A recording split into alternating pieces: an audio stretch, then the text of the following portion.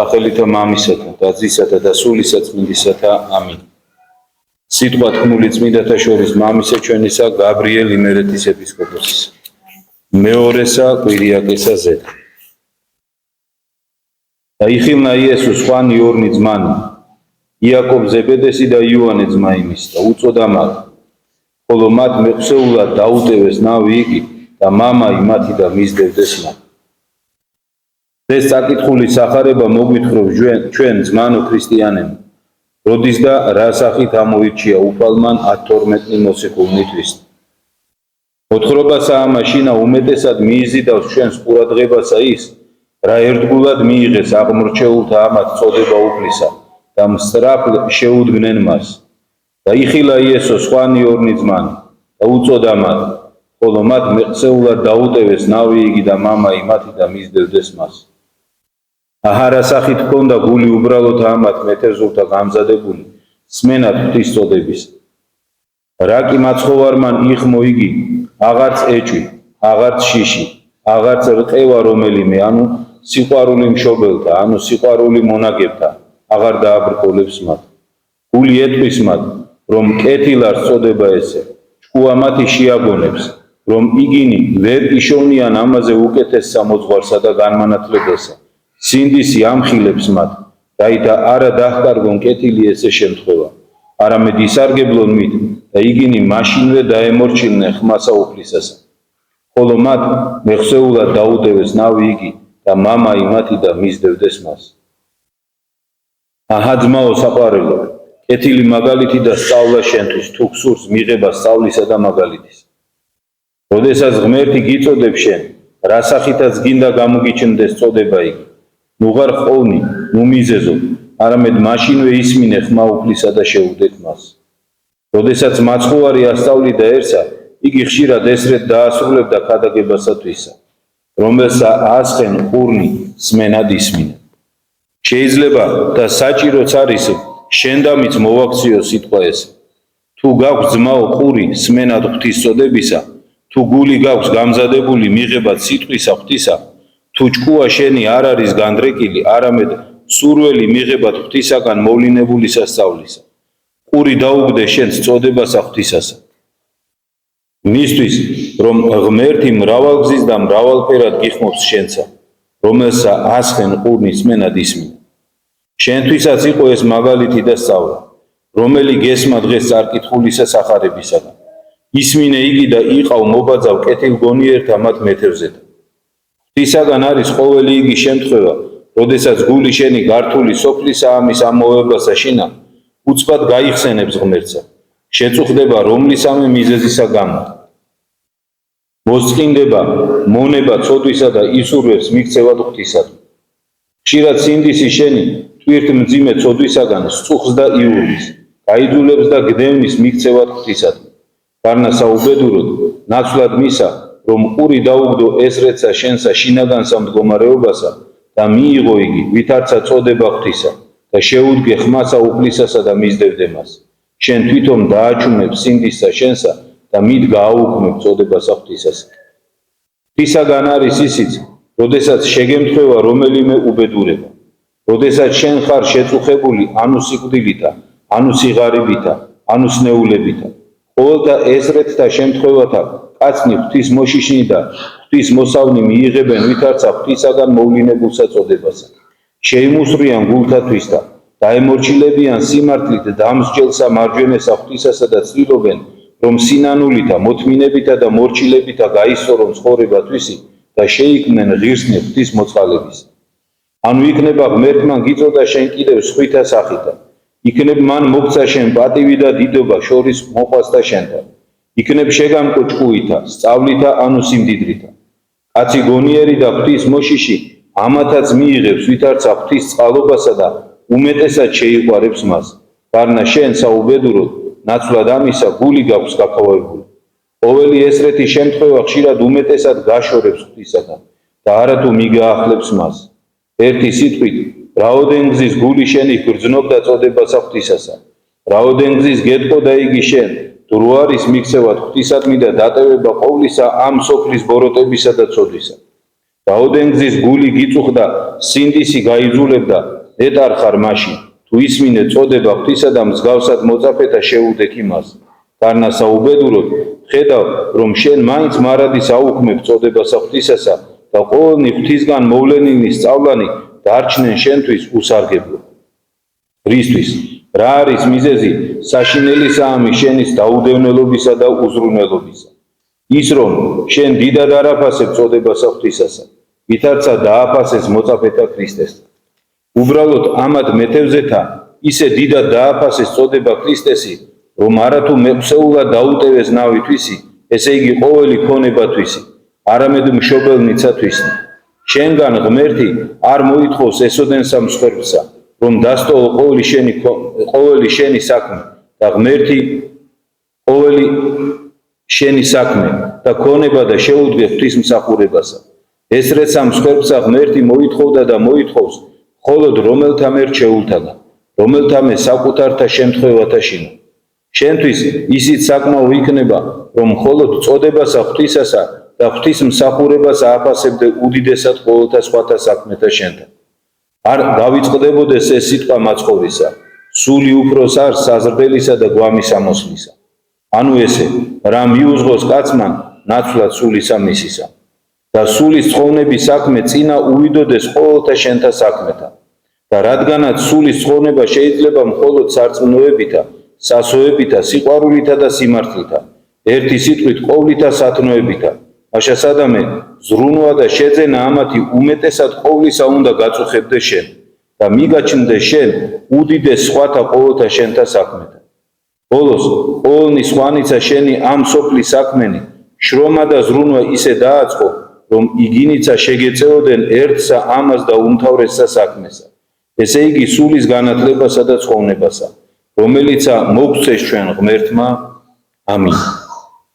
შეგვეციოს გაბრიელ ეპისკოპოსი და დღეს ხსენებული ათონელი მამების მეოხება, რომ აი ეს ძალიან მოკლე, მაგრამ უმნიშვნელოვანესი ქადაგება ჩვენს გულებამდე ჩავიდეს. უმნიშვნელოვანესი, იმიტომ რომ ეს არის ის პირველი ნაბიჯი, რომელიც ყველა ქრისტიანმა უნდა გადადგას, თითოეულმა ჩვენთაგან. ამ ნაბიჯის გარეშე არ არსებობს ქრისტიანობა. ამ ნაბიჯის გარეშე თუ ადამიანი ფიქრობს, რომ ქრისტეს მოწაფეა, იგი საკუთარ თავს იტყუებს. და რა ხშირად ვიქცევით ესე გულწრფელად რო ვთქვა. რა ხშირად გვემართება ხოლმე, აი თუ გახსოვთ ერთი მდიდარი ჭაბუკი რომ მივიდა მაცხოვართან. ჩვენგან განსხვავებით ის ყველა მცნებას ასრულებდა. მაგრამ რაღაც ქონდა მას, რაც ვერ დატოვა. აი მასაც მოუწოდა უფალმა და უთხრა, რომ წადი გაყიდე ყველაფერი და მოდი და მე შემომიდექი.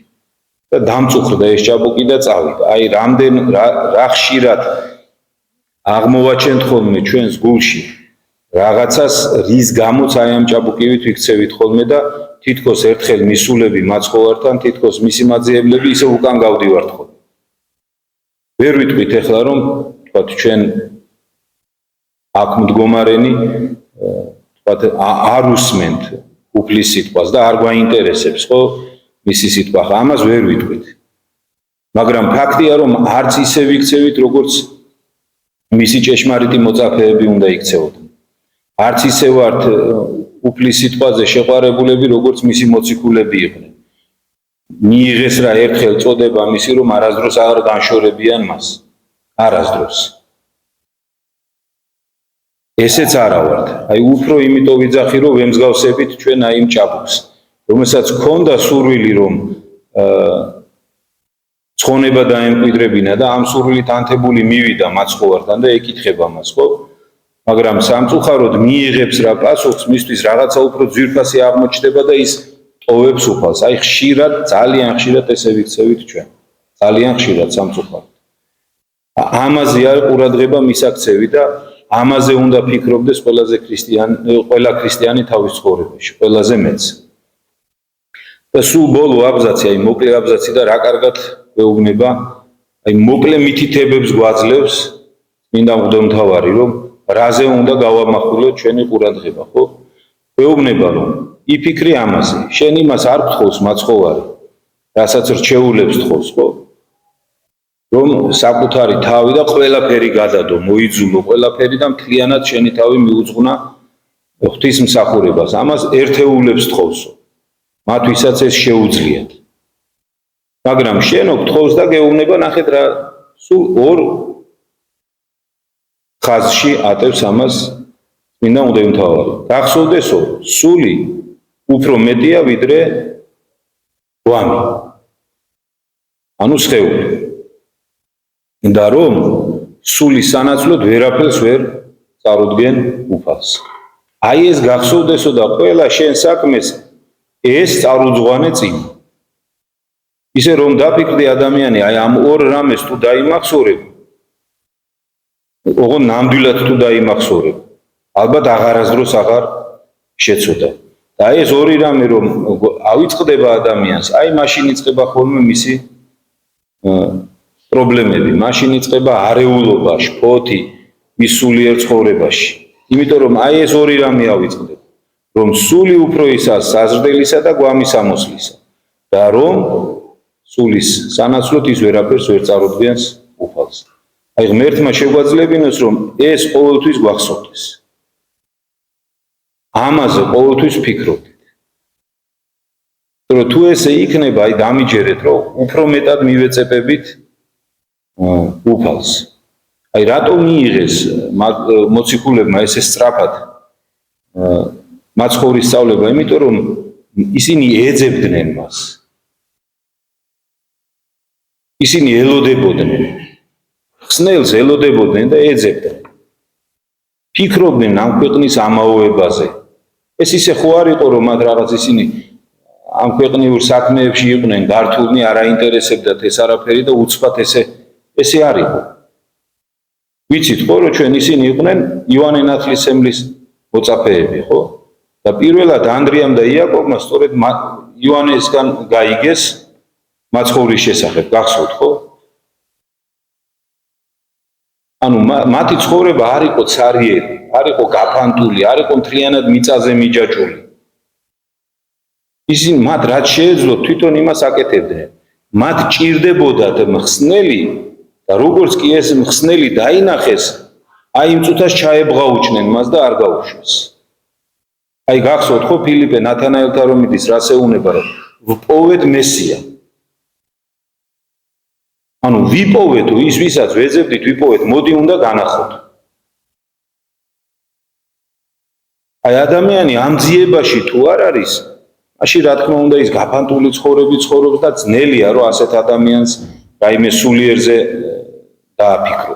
აი მაშინ ესეთ ადამიანს უკვე ღვთისხელი ჩაერევა ხოლმე და რაზეც აქამდე საუბრობდა წერილის დასაწყისში წმინდა მღვდელმთავარი აი ეს ემართება ხოლმე. მაინც მოუწოდებს ადამიანი, გამოაფხიზლებს, სხვადასხვა უბედურებით იქნება ეს თუ ბედნიერებით პირიქით. სხვადასხვა ადამიანს სხვადასხვა რამ ჭირდება და ეს მხოლოდ ღმერთმა იცის.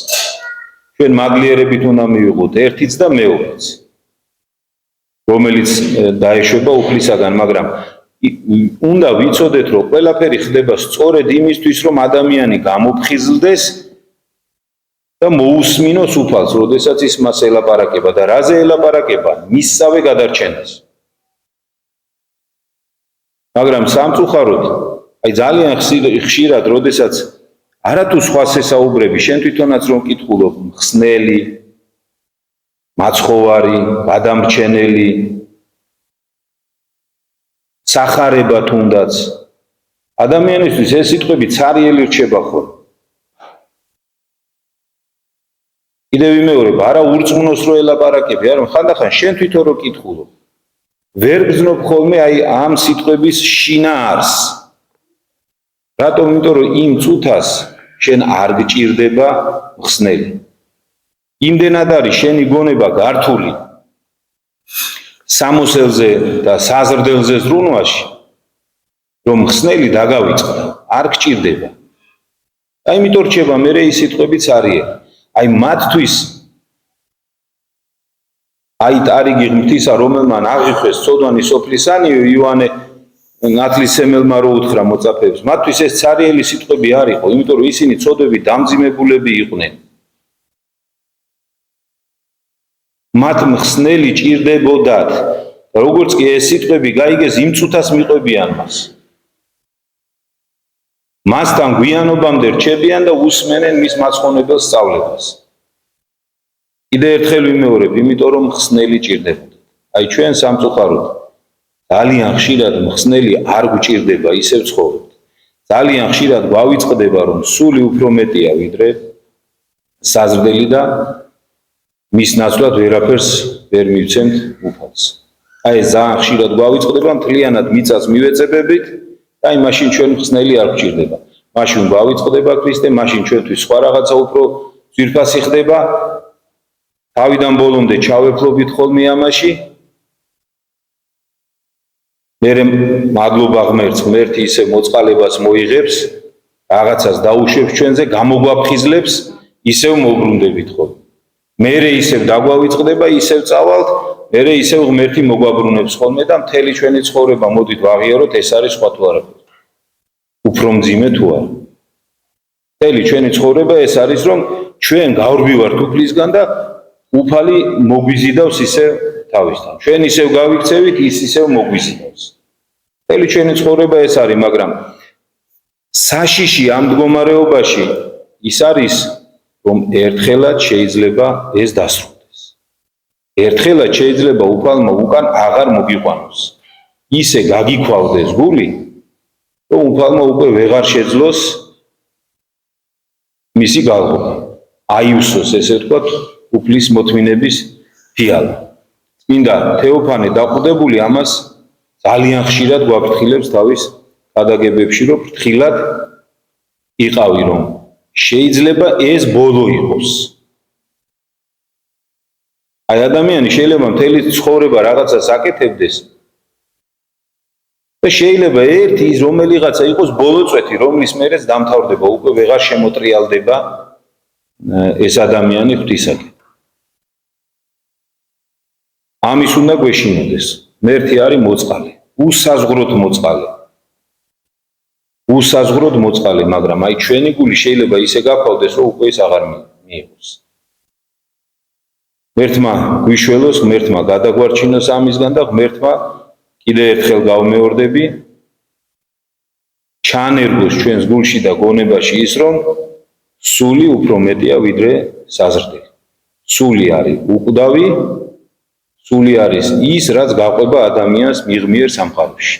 და ამაზე ღმერთმა შეგვაძლებინოს, რომ უფრო მეტი ვიზრუნოთ ვიდრე ხორცზე, რომელიც არის ხრწნადი და წარმავალი. ღმერთმა დაგლოცოთ და გავხუროთ.